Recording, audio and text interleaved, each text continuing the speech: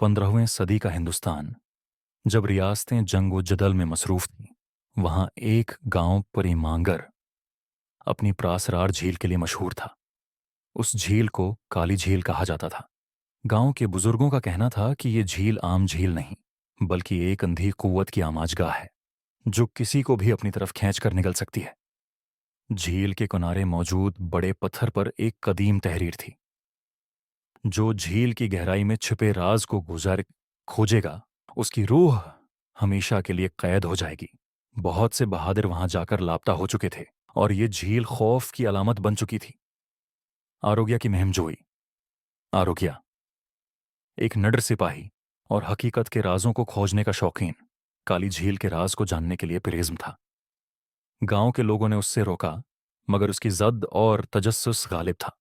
उसने फैसला किया कि चांदनी रात में झील का राज खोजने निकलेगा, क्योंकि बुजुर्गों के मुताबिक वही वक्त सबसे खतरनाक था। रात गहरी हो चुकी थी। झील के किनारे एक अजब सा सकूत था और चांदनी पानी पर खून की तरह सरख दिखाई दे रही थी। जैसे ही आरोग्या ने झील की तरफ कदम बढ़ाया, उसे महसूस हुआ कि जमीन उसके नीचे सरक रही है। झील के पानी में कोई गैर मामूली हरकत थी, जैसे कोई गहराई से उसे देख रहा हो। झील के अंदर का खौफनाक मंजर। आरोग्या ने किश्ती में बैठकर झील के वसत की तरफ सफर शुरू किया। झील के पानी की सतह अचानक हिलने लगी और एक गहरी आवाज सुनाई दी, वापस जाओ, ये तुम्हारे लिए नहीं है। मगर आरोग्या ने किश्ती को रोकने के बजाय अपना चिराग रोशन किया और झील की तह में झांकने लगा। पानी के अंदर अजीब व गरीब साये हरकत कर रहे थे, जैसे कोई उसे नीचे बुला रहा हो। अचानक किश्ती हिलने लगी और पानी हिलने लगा। के अंदर से एक सर्द हाथ बाहर निकला।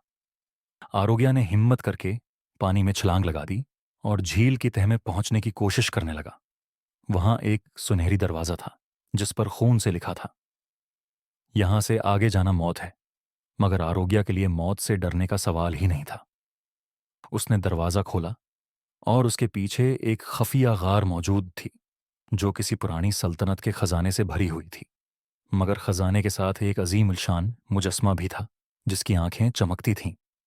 वो मुजस्मा अचानक जिंदा हो गया और आरोग्या पर चीखा, ये खजाना लानती है और जो उसे छुएगा वो अपनी जिंदगी के साथ उसे हमेशा के लिए अपनी रूह के साथ बांध लेगा।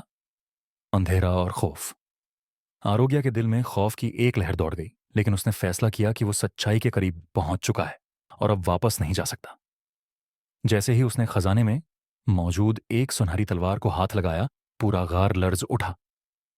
पानी भारी लहरों में बदल गया और झील का सारा सकूत चीख पुकार में बदल गया। आरोग्या को महसूस हुआ कि उसकी सांस रख रही है। वो झील से बाहर निकलने की कोशिश करने लगा, मगर वो समझ चुका था कि कुछ ताकत उसे वापस जाने नहीं दे रही। झील के अंदर की मखलूक ने उसे घेर लिया। ये इंसानी सायों से मुशाबहत रखने वाली रूहें थीं, जो झील के राज को खोलने की सजा भगत रही थीं। वापसी का रास्ता। आरोग्या ने अपने जहन को मजबूत किया और झील से निकलने का रास्ता तलाश किया। वो जानता था कि अगर वो झील से बाहर निकल आया तो उसकी कहानी लोगों को खबरदार करेगी। उसने तलवार को मजबूती से पकड़ा और मुजस्मे की तरफ देखा, जिसकी आंखें अब खून की तरह सर्ख हो चुकी थीं। एक जोरदार धमाके के साथ गार मुनहदम होने लगा। आरोग्या ने आखिरी बार हिम्मत की और पानी की सतह की तरफ तैरना शुरू किया।